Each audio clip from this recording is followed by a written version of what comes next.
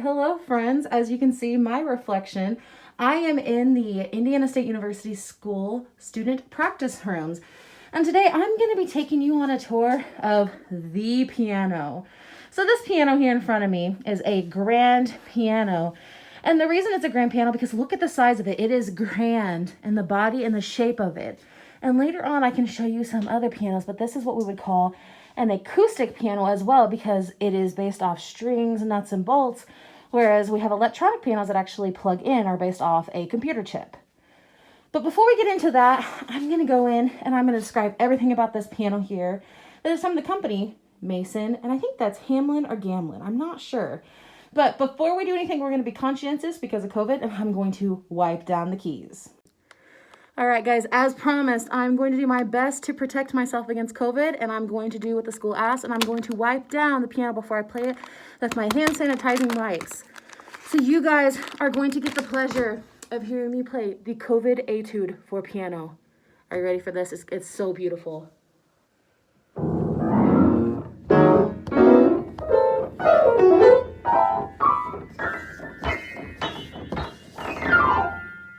I know.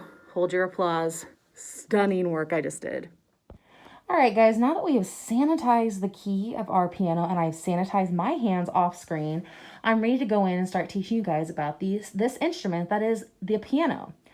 So the piano in front of us, this one in particular, is a grand piano.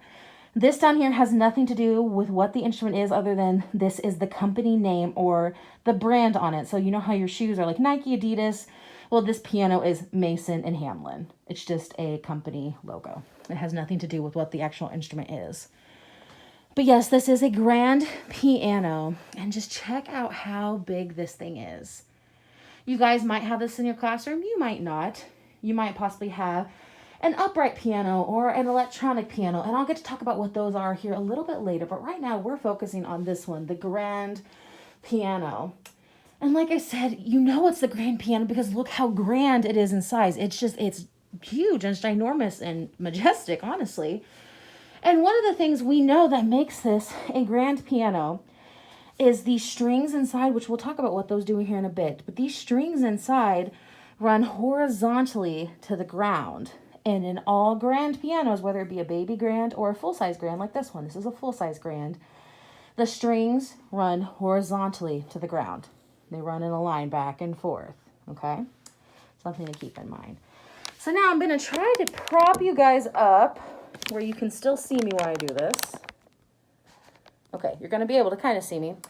But this right here is the lid of the piano.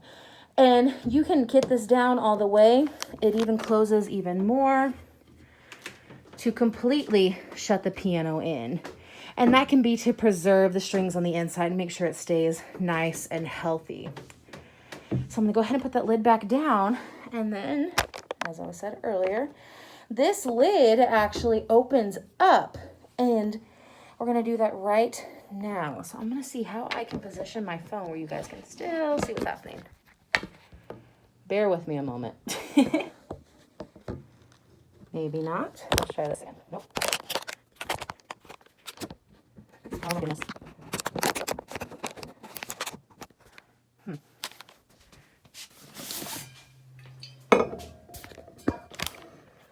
When everything fails, use your water bottle. Okay, hopefully you can, yes. Okay, cool. So now that I got it to stand, you can open up the cover on this piano. And inside right here, there is a stick that is used to prop this up. Now, this is a large stick, but it actually has two parts to it. And there's a shorter stick as well. Hope you guys can see that. So the shorter stick can be used whenever you want the cover to not be as high, meaning the sound will be more dampened coming out from the meaty area of the piano. But if you want a large sound from the piano, you put it on the full stick. And there's little notches up here that I put the stick in, so I'm making sure it doesn't move and slide on me, because it could potentially hurt you because it is heavy, and we don't want to hurt the instrument either. So, as promised, I'm going to talk about what all of this cool stuff on the inside does.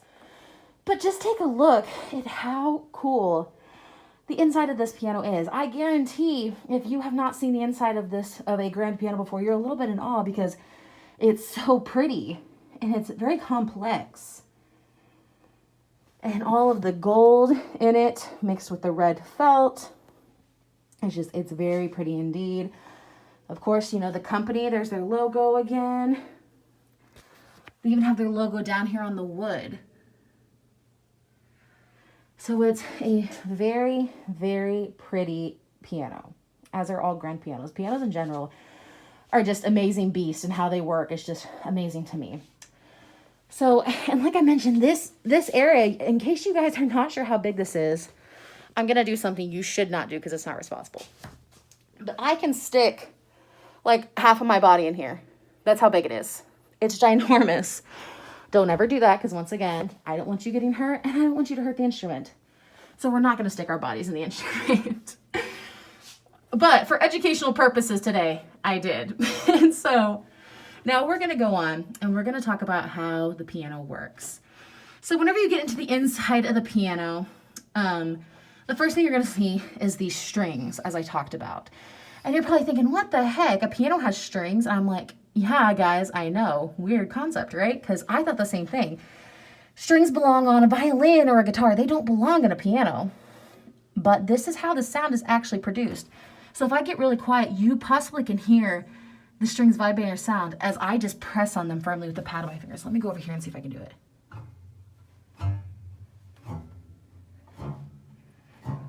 I'll do this side.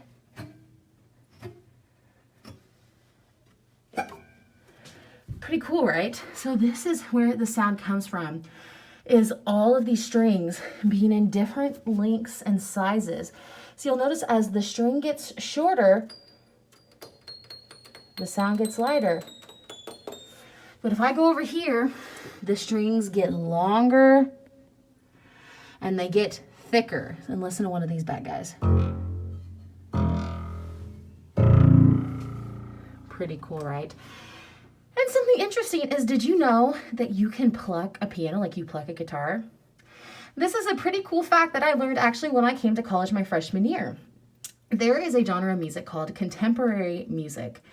And in contemporary music, it's really common for them to use instruments in ways that are not typical or normal per se. And so one of the ways they use the piano that's not typical or normal is they said, forget playing on the white keys out there, we're going to play on the inside. So whenever they do something like this, they can come inside and they're like, well, I want to strum a part right here. And it can sound something like this. It sounds a little spooky.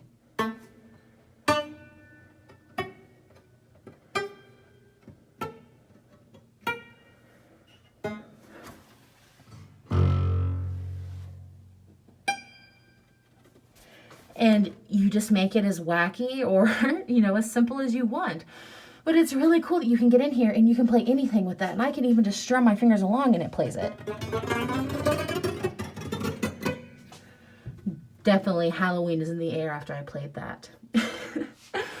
So now that you know, we have the strings on the inside of the piano, and those are what's helping produce the sound. And as the sound gets lower, I want you to keep in mind that the strings get longer and they're thicker. And as the sound gets higher, the strings gradually get shorter and thinner, okay? That's something to keep in mind because, I might quiz you on it later. You never know. So lower, long, thick strands. Higher, thin, shorter strands, okay? Cool. So now, if we move to the front of the piano, we have this right here, and this is just your music stand. This is what, if Miss Jones was prepared, she would put her binder on to put the music. And so this is your music stand, and we can just fold that down. And this one actually is one that you can move back and forth. Say you're a really tall dude and the music's just too close for you, or near side or far side, whatever it may be, you can move that back and forth. So I think that's pretty cool, and it's very user friendly. And I'm not going to pull it too far because I don't want to break it. But now we're going to go in and we're going to talk about these things right here. And I'm going to be careful not to touch them because you'll notice they have a white felt on the bottom. And what happens if you touch this felt is we have oils on our hands, whether we know it or not. and, you know, just dirt and grime for the day. And if that gets on this felt here, that felt will deteriorate and will no longer, it won't be good anymore. It starts to get bad and crumble away. And so we never touch the felt, and we want to try not to touch the top of this either or press down on it because we don't want to hurt anything of the piano. But this right here is the dampener of the sound of the piano. So whenever you play the piano, you're going to have something come up from the bottom, and I'm going to try to angle my phone right there. So you'll see these things right here, these white things. I know they're kind of hard to see, but that's called a hammer. And what happens is this hammer comes up and it hits the bottom side of the string, and that's what causes the sound to reach out. But whenever I let go of the key, this piece comes back down and presses on that same string and dampens the sound. So here, okay, remove right here. So see, we're looking at this hammer right there. Oh, hold on. So we're looking at that one right there. So see how that hammer comes up? One more time. See it right there, pressing against the string. It's going back down. It's back up. Now let's pay attention to what this thing's doing. So I'm playing the key, pressing it down. See how that lifts up the felt and that lets the sound ring out. And as soon as I take my finger off the key, it puts it back down. And that's what dampens the sound. Dampens, lets it ring out, dampens. So those are two things you need to keep in mind, is that the sound that helps produce the string sound is the hammer, that right there. And then the thing that helps the sound go away is the dampener. Okay. So those are the main things that help in producing the sound on a piano. And of course, after you learn all the cool mechanisms on the inside of the piano, they're just so cool and intricate, it comes down to the simplicity, but not simplicity, of the keys at the front. And we can't forget about the pedals as well. Okay, so we talked about earlier, we have the hammer and the dampener. And I kept mentioning earlier that I was pressing down a key. And these right here in front of me, these are the keys of the piano. And you just press them down and they produce a sound. And you know that that sound is produced because of the hammer pressing on the string. And if I lift off, the sound stops because of the dampener, which is really cool. But then we get down here to these tricky little gizmos, and there are 3 of them. And we're going to focus on this one today. But this one here to the right that my foot is touching is called the sustaining pedal. So normally, if I go to a key and I press it, it makes sound. And if I let off, the dampener turns that sound off. But watch what happens when I press the key. And when I press the key, I also press my sustaining pedal. So I'm going to press the key. Now my pedal, and watch, I'm going to let off my finger. Do you guys hear how the sound is sustaining in the air? Let me do it one more time.